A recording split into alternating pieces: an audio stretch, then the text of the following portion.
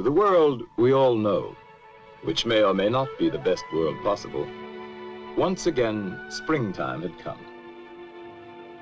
But all the magic of spring was not enough to conceal the misery of Manor Farm.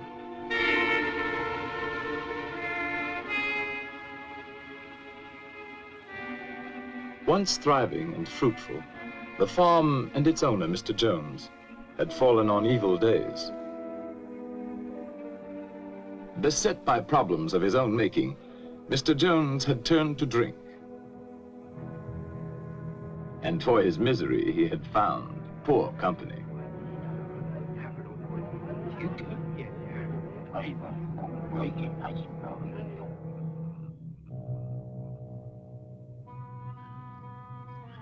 On the evening our story begins, it was later than usual when Mr. Jones came home from his drinking to make his rounds.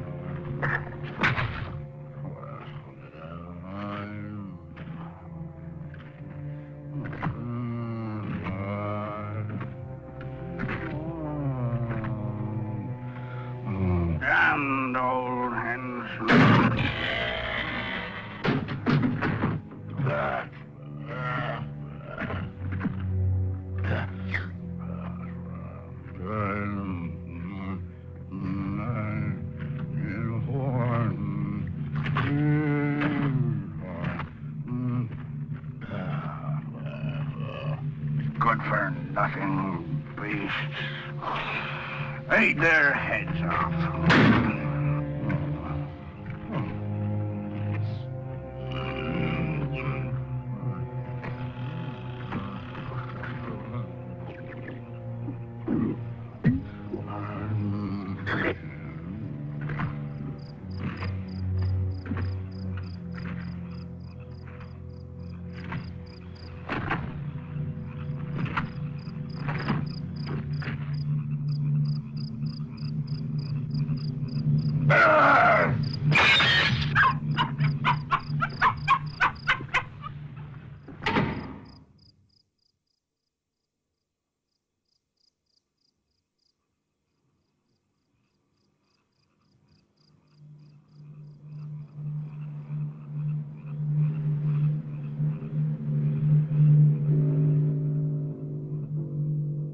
On this night, all the animals had agreed that as soon as Mr. Jones was in bed, they would gather in the main barn for a secret meeting called by Old Major, the prize boar hog, who because of his years was regarded as by far the wisest of the animals.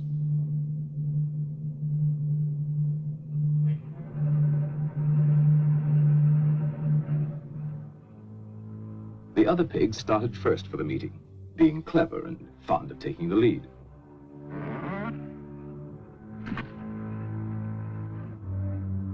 They were followed by Boxer, largest and strongest of the horses, and his devoted friend, Benjamin, the donkey.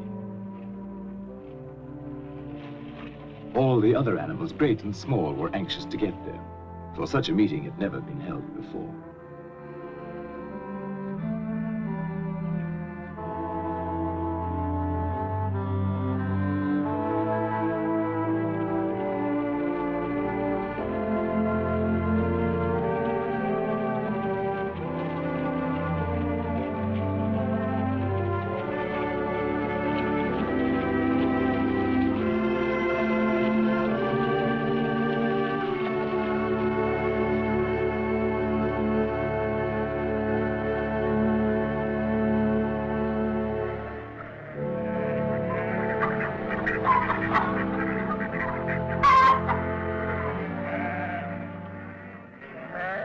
Old Major had been ailing, and now he had made known there were some things he wanted to say to his fellow animals before it might be too late.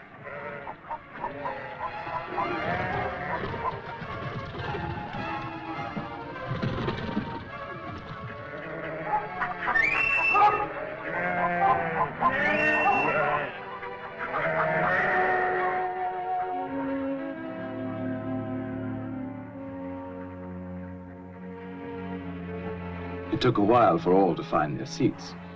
The pigs had taken up the best positions immediately in front of the platform.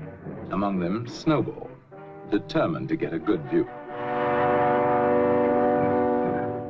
And Napoleon, equally determined and even less polite.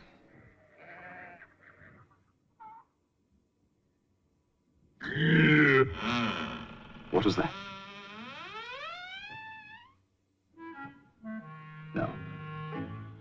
No, it wasn't Mr. Jones.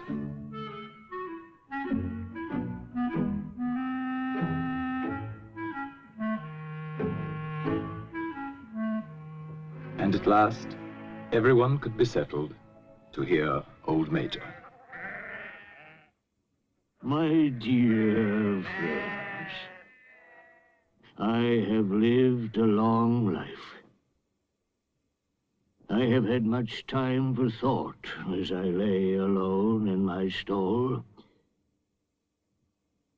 I won't be with you much longer, and before I die, there's something I want to tell you. Few of us will ever know the blessings of a peaceful old age. You, boxer, when you have given the last of your great strength, what then?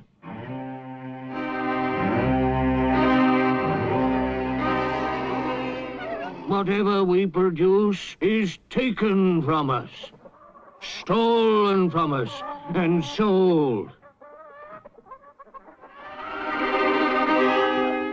Our children are born to cold and hunger. Look at them while you can. You porkers, do you know what the future holds for you?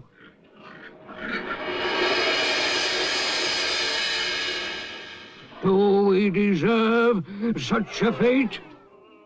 Is this farm too poor to support us all? No, comrades. When a farm is rich, but we'll never get our rightful share from Farmer Jones. Overthrow this evil tyrant, and we shall be rich and free. Courage! Revolt!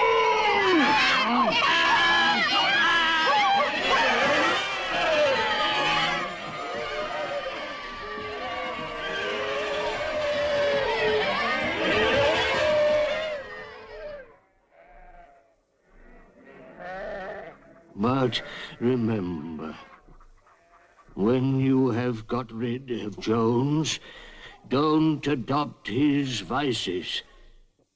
We animals are brothers, large or small, clever or simple, fur or feathers. Now and forever, all animals are equal.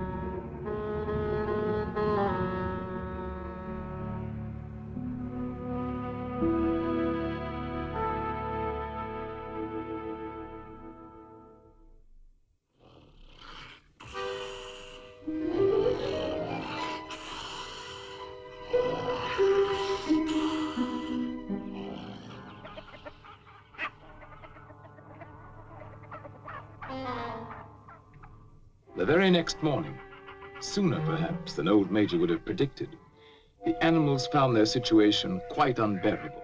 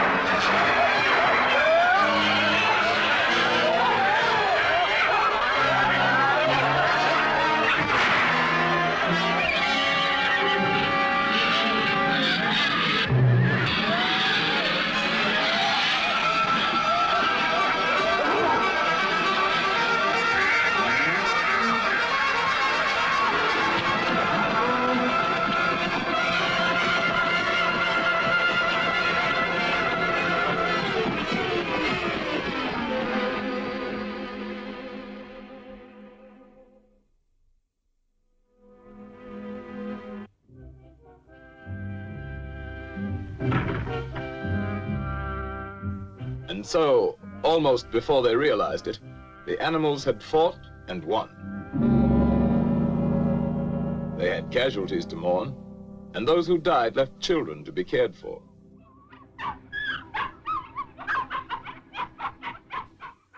But Manor Farm was theirs, and they lost no time in destroying everything that reminded them of hateful Mr. Jones.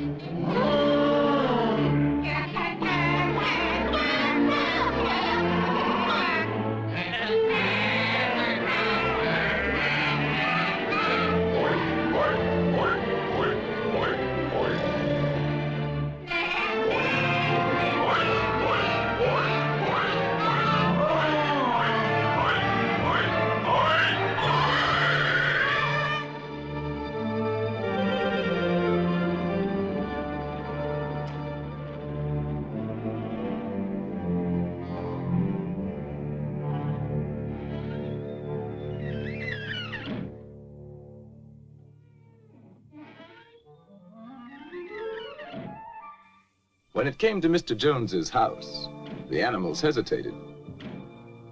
Napoleon showed the way, but Snowball took the lead in entering the place where their tyrant had lived.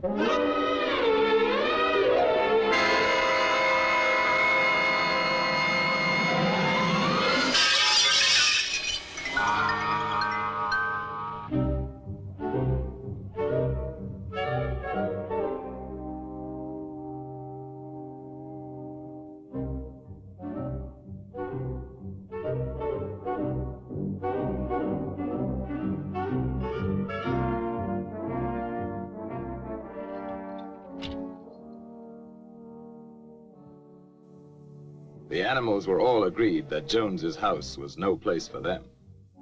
All, that is, except Napoleon.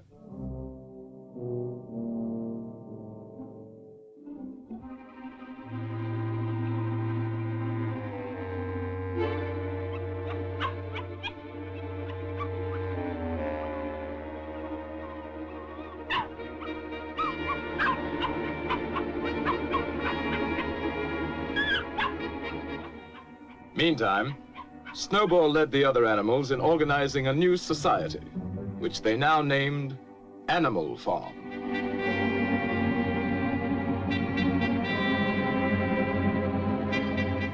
So that all might see and agree, the laws of Animal Farm were inscribed in a prominent place, to be remembered and obeyed forever. No animal shall sleep in a bed. No animal shall drink alcohol. 4 legs good, 2 legs bad. Wings count as legs.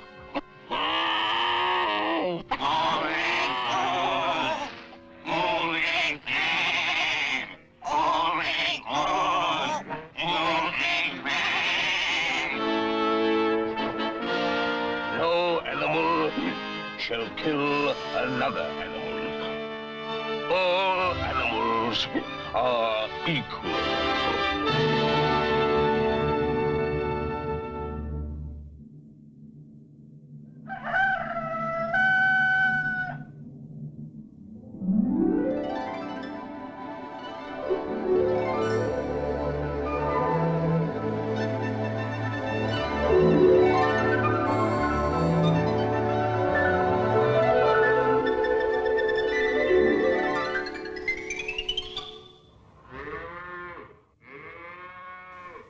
Tending farm by themselves posed problems for the animals, but the pigs could think of a way around every difficulty.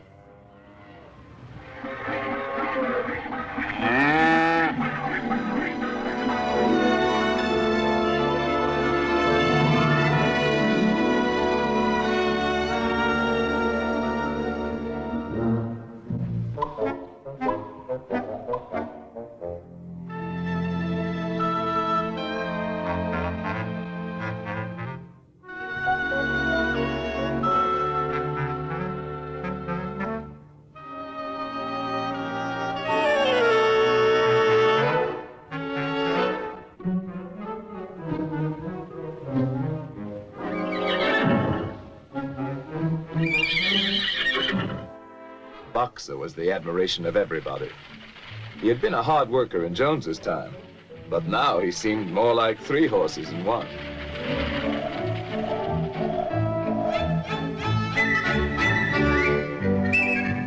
Instructed by Snowball, other animals worked out the rest for themselves, and the farm work was done like magic.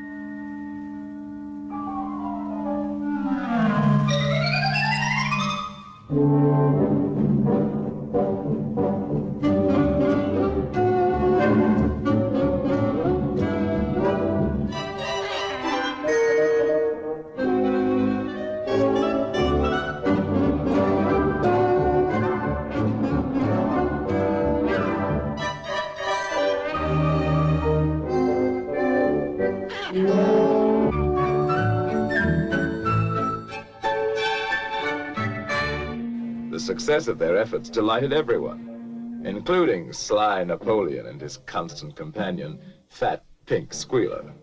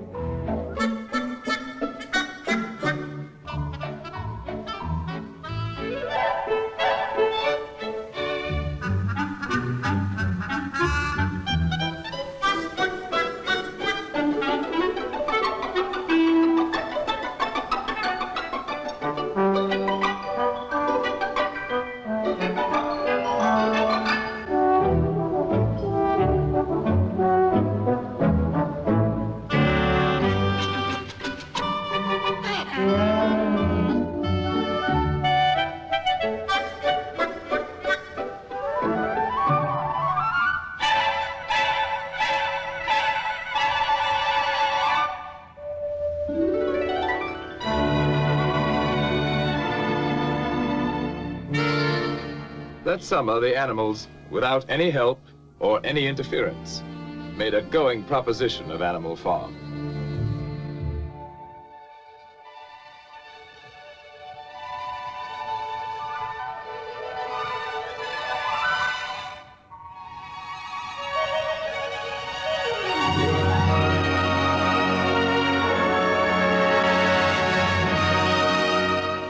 The fields yielded richly, and they were cut and gleaned with diligence and devotion.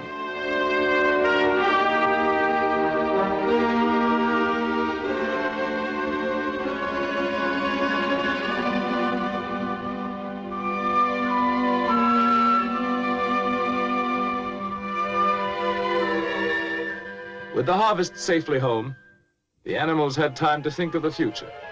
And at a meeting in the big barn, many resolutions were put forward. It was always the pigs who made the resolutions.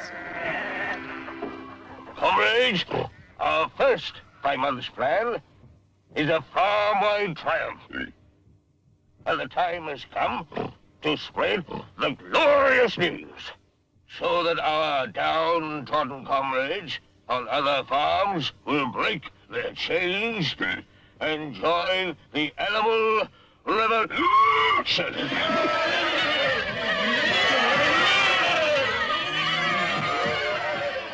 Go! Tell the wonders of Animal Farm to the world!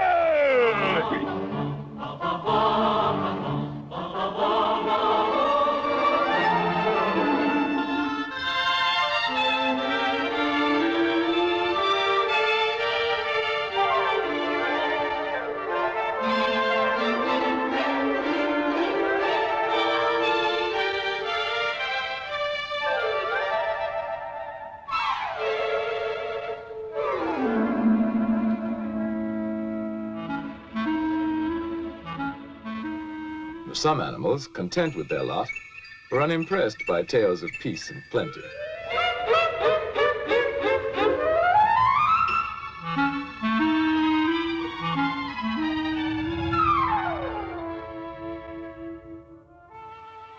Others, happy in their own surroundings, were alarmed at the thought of any change.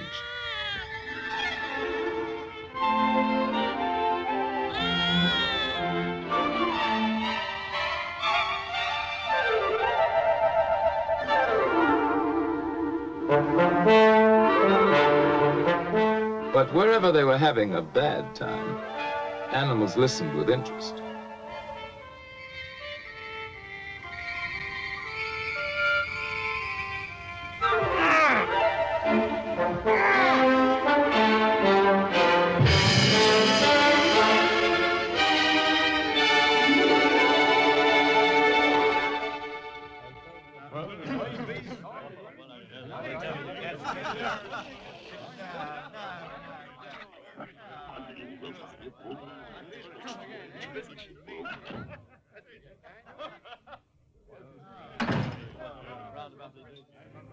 In certain quarters, the rebellious behavior of a lot of dumb animals caused indignation and much conversation.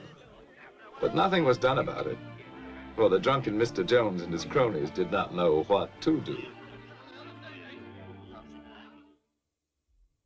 Snowball felt that education was the animals' next necessity. Some of the animals were brighter than others, of course. B! C! D!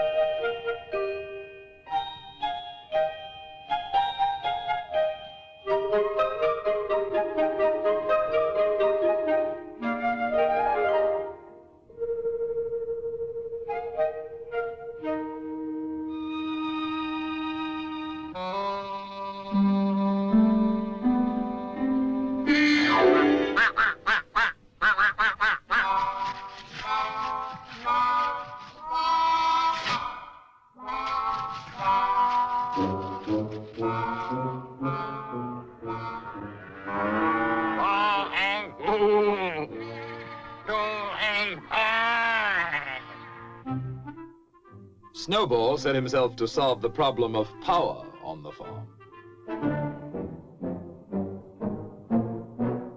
And so did Napoleon.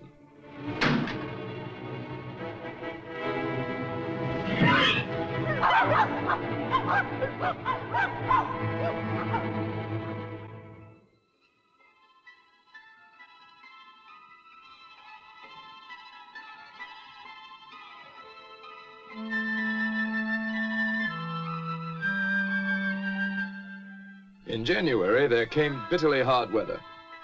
Inexperienced management brought shortages to Animal Farm. But Snowball continued his thinking for the future.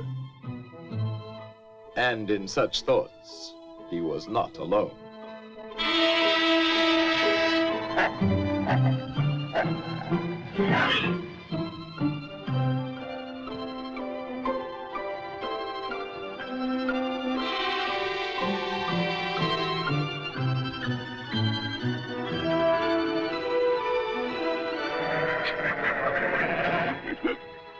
Comrades, I have prepared a new plan for Animal Farm. Here it is. All it needs is your vote. At first, we will have to work more and eat less. But my plan will bring us electricity. It will mean a warm barn in winter. A light in every stall. Sty at roost. Luxury for all. Comrades, in one short year, Animal Farm will be the finest in the world. dreams, dreams. A vote for my plan is a vote for the life beautiful. It's a lie.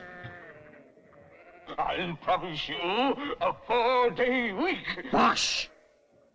Perhaps a 3-day week. Nonsense! A 1-day week.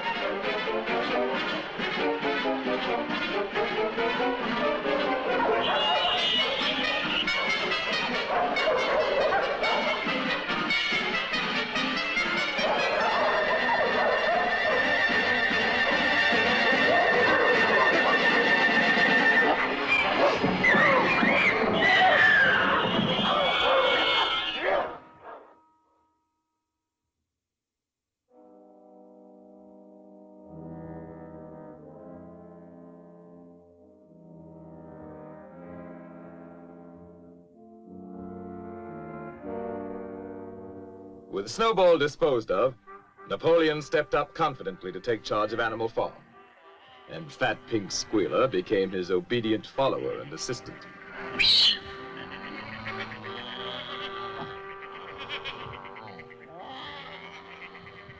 Comrades, Snowball is a traitor. What was he really planning? To bring back Jones. Now, let's have no more of these useless meetings. Eh? From now on, I'll protect your interests. And I'll make your decisions.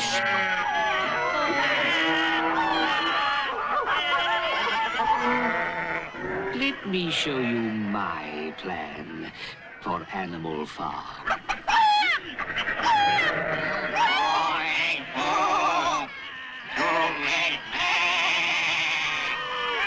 Hooray! For Napoleon Hill! And so the windmill was started after all.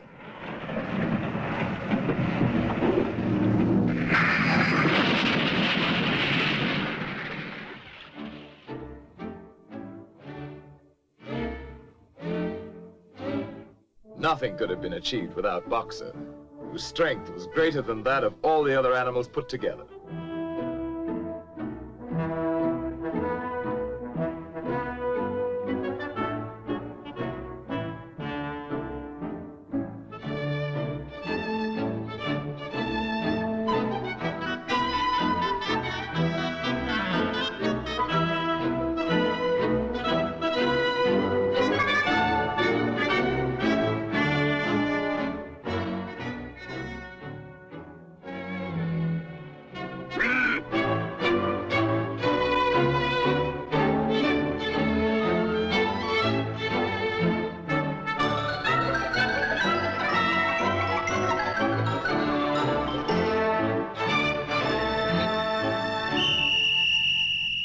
Superintended by the pigs, all the animals worked long shifts which lasted from dawn till dusk.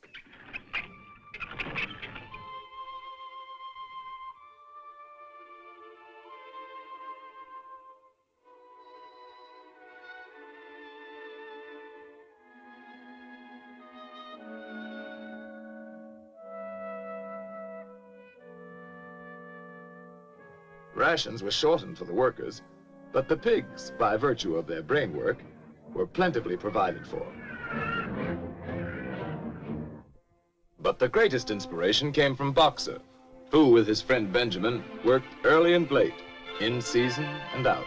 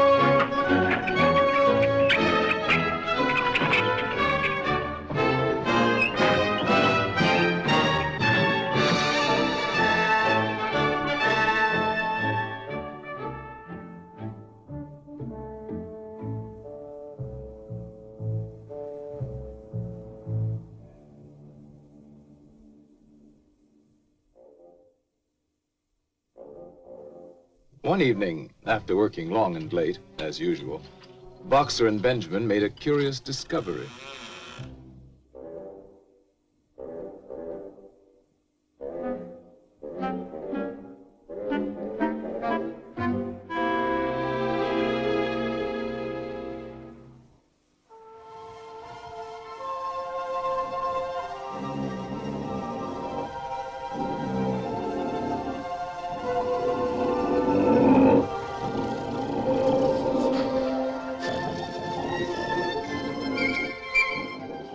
Word of what now went on at night in Jones's house spread quickly through Animal Farm. Some of the animals thought they remembered a law against beds, but obviously they were mistaken.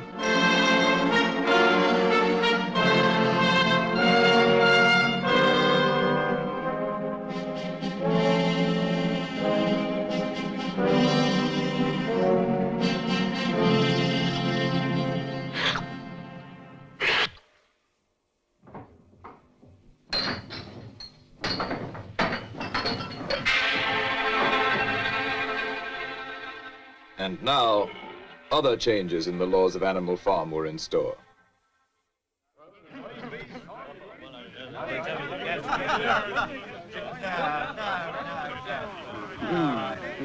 Those ungrateful beasts of yours. Cheer up. They won't last.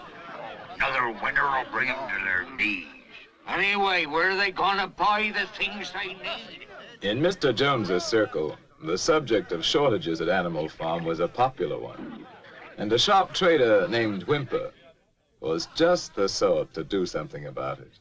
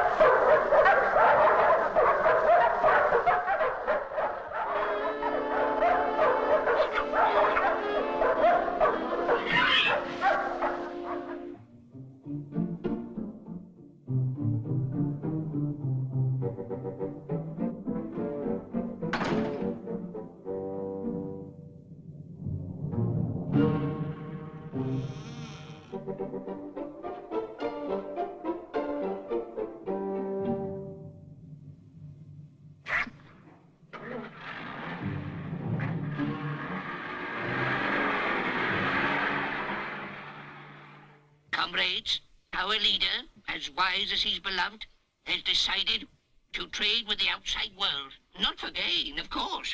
That would be unworthy of our noble principles. You, hens, are to have the honor of making the first contribution, all your eggs. I know how proud you are of this privilege.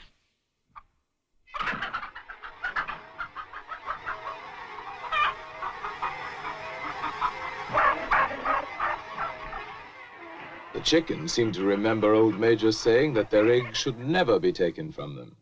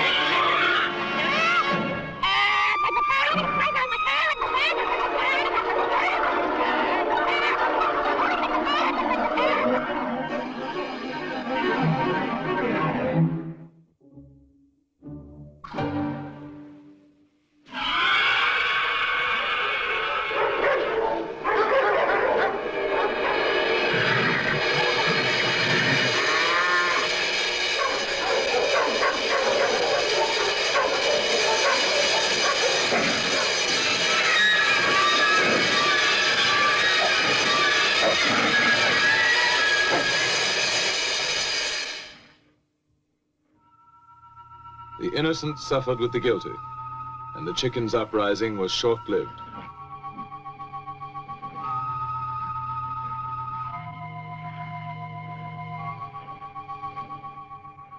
Comrades, I have made a terrible discovery.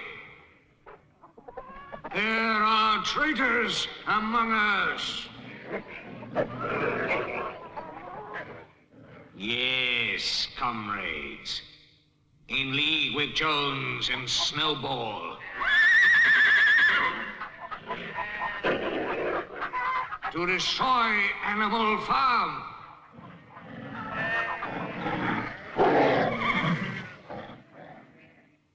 Who else is guilty? Stand up and confess!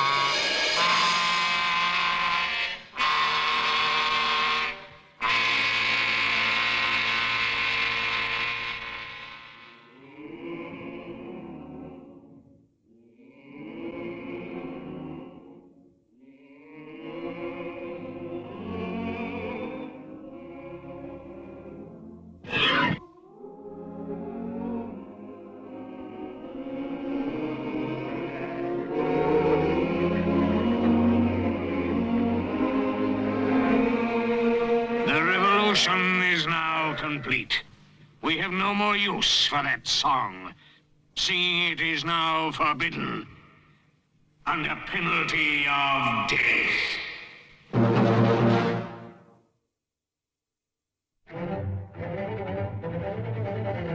Trade between Animal Farm and the outer world now became quite brisk.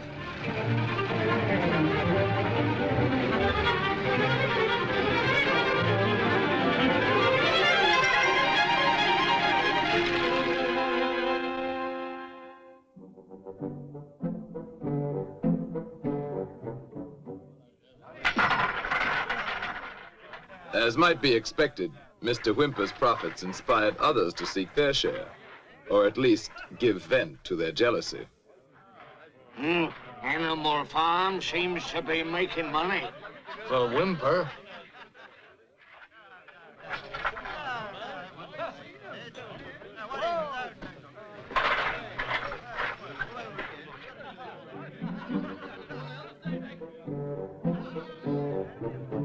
Who ever heard of animals running a farm?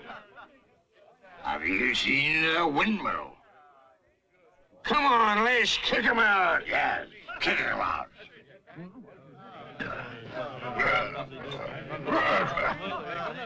The original owner was not invited to join this movement.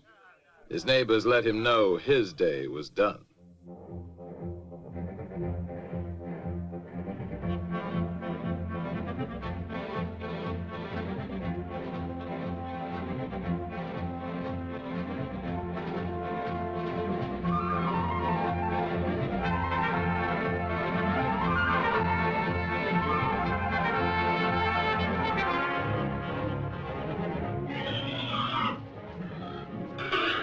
Comrades, the enemy has mobilized all his forces against us. We must save Animal Farm from the hateful enemy. At all costs, we animals.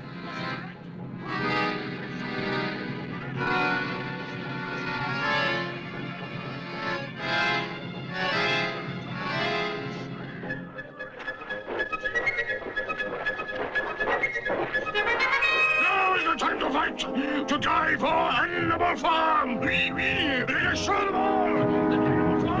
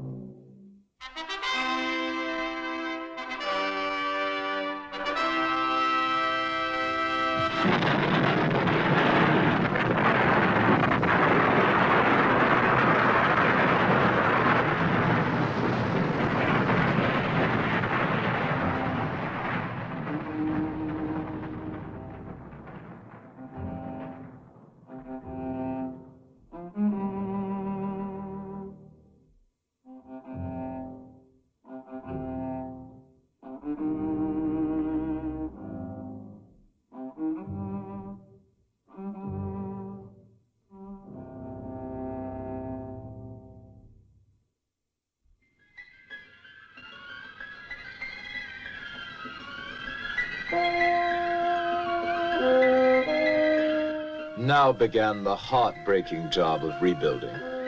And as before, Boxer and Benjamin worked hardest of all. By now, supervision of the work by pigs was hardly necessary, so they had time for less laborious pursuits.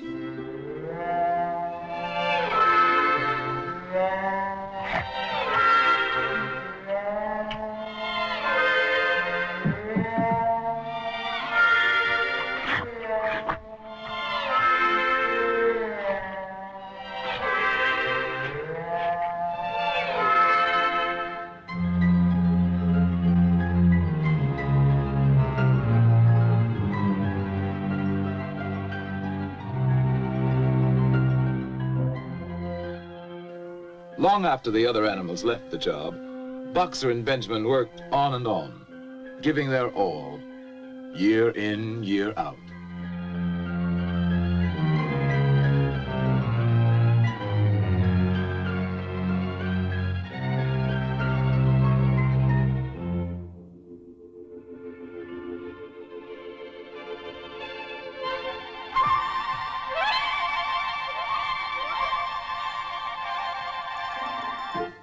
A new generation of pigs grew up, endowed with what were considered arts and graces very flattering to Animal Farm and its presiding genius.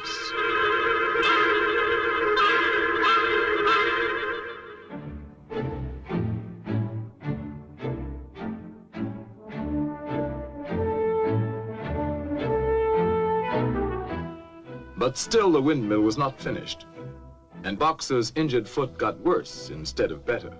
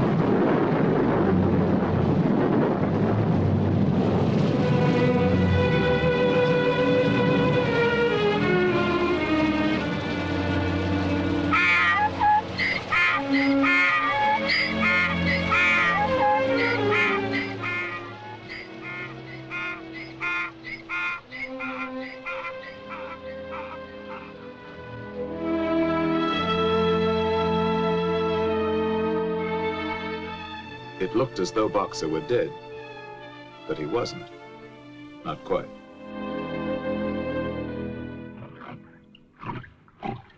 Boxer's hurt bad. He'll never work again. What do we do?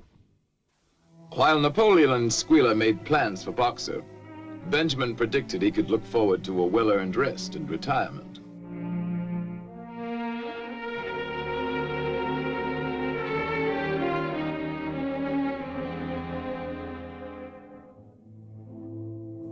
Next day, the windmill work went on as usual, but now without Boxer. And during the morning, what appeared to be an ambulance arrived. Only Benjamin suspected it wasn't an ambulance.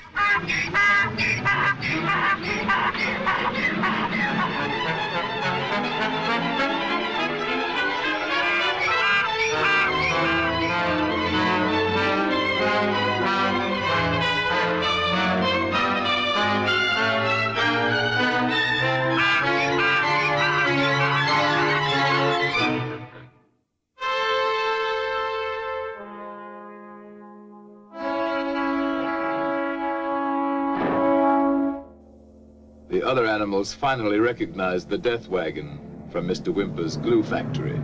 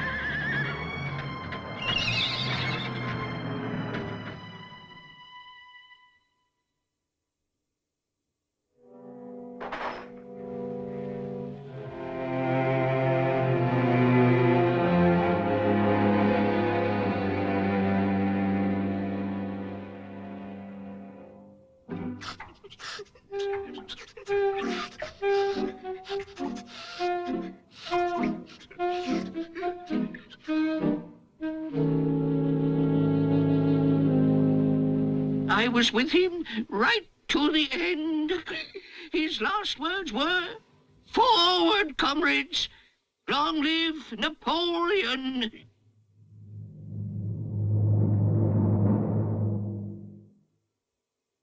As for the wicked rumor that Boxer was sold to a glue factory, our beloved leader would never do that.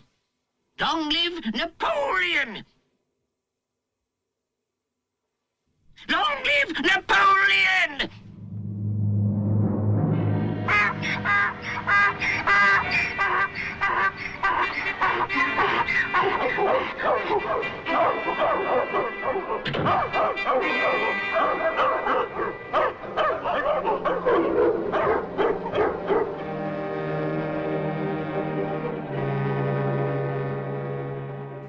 And that night, the pigs drank to Boxer's memory in the whiskey they had bought with Boxer's life.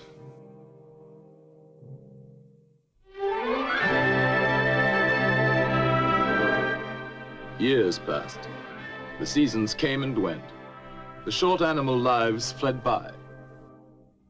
The completed windmill stood as a monument to its builder's faith and sacrifice. But the animal's revolution was only dimly remembered. Outwardly, Animal Farm appeared prosperous, but the animals themselves were no better off, with the exception of the pigs and their supreme leader, Napoleon.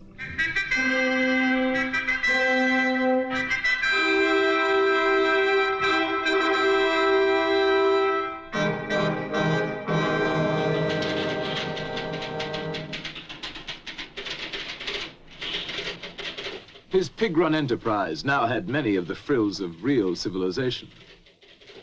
And one fine day, pig delegates from far and wide arrived at Animal Farm to celebrate the coming of a new era.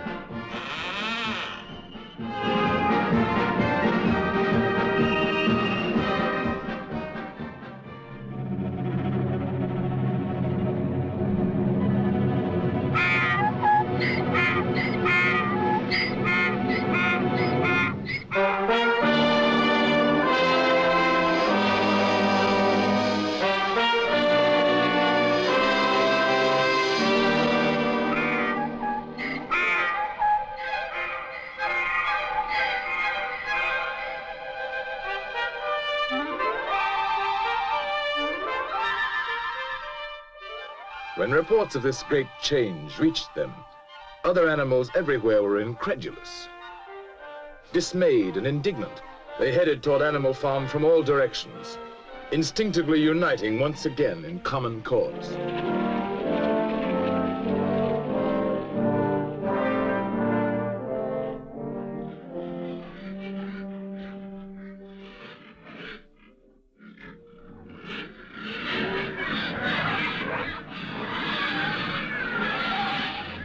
Loyal followers.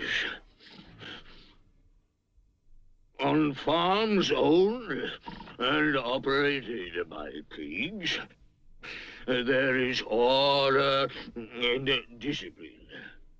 Our lower animals do more work and eat less than on other farms. This will encourage you to make your lower animals work even harder and eat even less.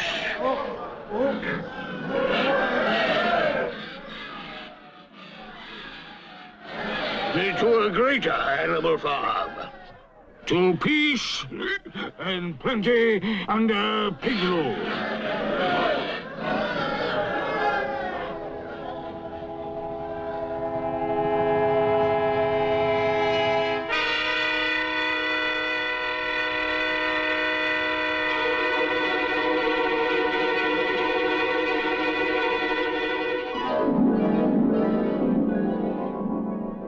To the day when pigs own and operate farms everywhere.